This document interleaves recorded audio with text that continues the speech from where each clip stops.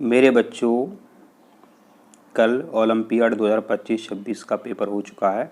मेरे बच्चों, आपसे ये पेपर इसलिए करवाए जाते हैं क्योंकि भविष्य में आप कोई भी एग्ज़ाम देंगे नौकरी वाला, तो इस प्रकार से ही होता है। ऊपर प्रश्न लिखा रहता है और नीचे 4 उत्तर रहते हैं।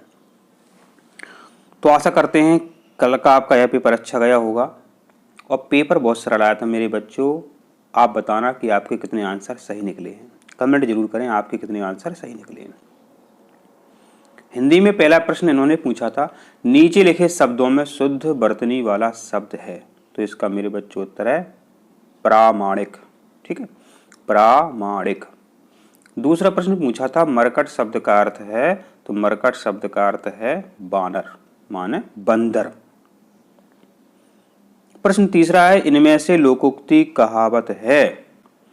इसका उत्तर है, नाच ना जाने आंगन टेढ़ा, माने खुद को कोई काम आता नहीं है और दूसरों को दोष देता रहता है।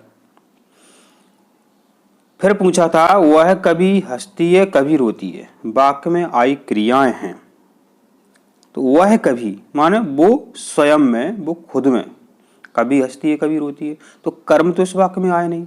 माने हमने तुमसे कहा किताब लेकर के आओ, हमने तुमसे कहा हमारा फेयर बना दो। तो कोई दूसरे व्यक्ति से काम करवाया जाए तो वो कर्म होता है। ठीक है, हम रोटी खा रहे हैं, हम भोजन कर रहे हैं, तो भोजन कर्म हो जाएगा, रोटी कर्म हो जाएगा। ठीक है, लेकिन वह खुद ही रो रही है, खुद ही हंस रही है, तो इसमें कर्म तो आ नहीं रहा है। इसलिए इसका आंसर क्या है? अकर्मक। इसलिए इसका आंसर क्या है? अकर्मक। प्रश्न नंबर 5 है, हे भगवान ये क्या हो गया। इस वाक्य में रेखांकित शब्द के बाद उचित विराम चिन्ह प्रयुक्त होगा।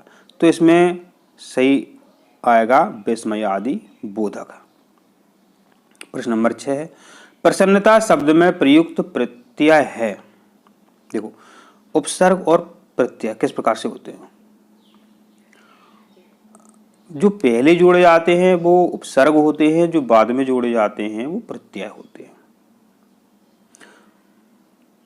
तो प्रत्यय माने बाद में आए, आए माने बाद में आए, प्रत्यय आए माने बाद में आता है। तो प्रसन्नता,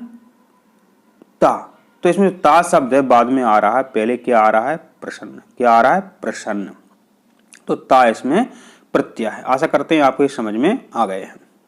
प्रश्न नंबर 7 मेरे बच्चों आपसे पूछा गया है, जो रहीम उत्तम प्रकृति का कर सकत कुसंग, चंदन विष व्यापत नहीं लिपटे रहत भुजंग। तो मेरे बच्चों दुआ है। अब यह भी बहुत सरल होते हैं, इनमें मात्राएं गिनी जाती हैं। यदि आपको मात्रा गिनना नहीं आता तो आप कमेंट करें, एक वीडियो में आपको इस तरीके से बता देंगे। आप जिंदगी भर कभी ऐसा प्रश्न आया तो गलत नहीं करेंगे आप।